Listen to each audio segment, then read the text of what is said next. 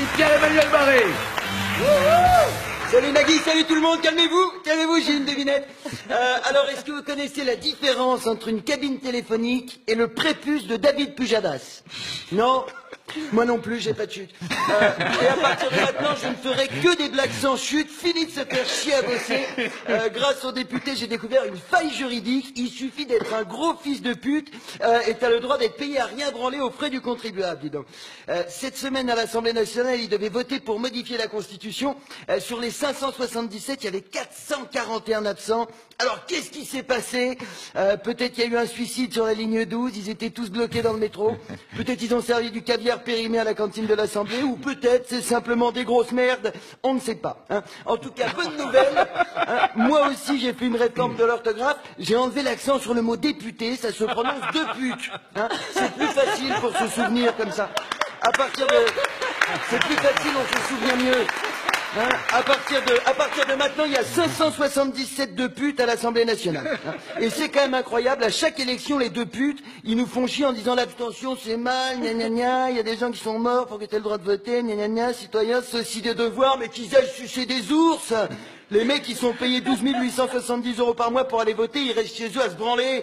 12 870 € à chaque branlette, j'éjacule une Twingo intérieure cuir.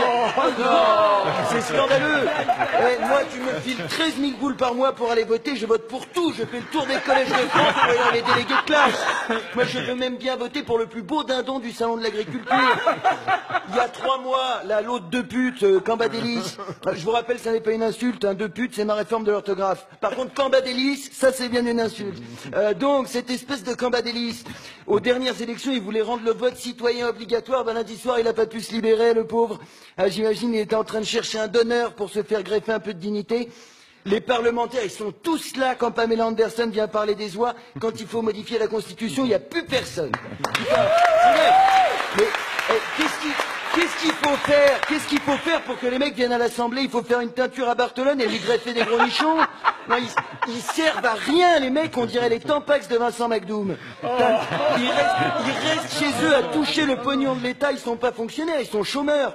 Et après, ils viennent faire leur pleureuse en disant que les Français sont des assistés, qu'il faut restreindre les allocations chômage. Putain, mais à quel moment les mecs ont pris la confiance comme ça? On est 66 millions, ils sont 577. S'il y a baston, ça fait 114 000 contre 1, quoi. Même en admettant que Gilbert Collard soit champion départemental de karaté, on devrait s'en tirer. Non, non, moi, si ça tenait qu'à moi, je te foutrais tout ça sur un ferry, je le coule au large. Hein. Et quand les archéologues du futur découvriront leur petit corps, ils diront « Oh, des petits fossiles de fils de pute !» Non. Et le pire, c'est que tout le monde s'en branle. Hein. Balkany, ça fait 13 ans et 8 mois qu'il est à l'Assemblée. Les gens qui votent pour lui, c'est pas par conviction, c'est pas possible. Hein. Ils ont le syndrome de Bruxelles. C'est comme le syndrome de Stockholm, sauf que la victime est particulièrement conne. Hein. Les mecs, ils nous la mettent tellement profond, ils vont finir par nous trouver du pétrole dans le cul. Hein.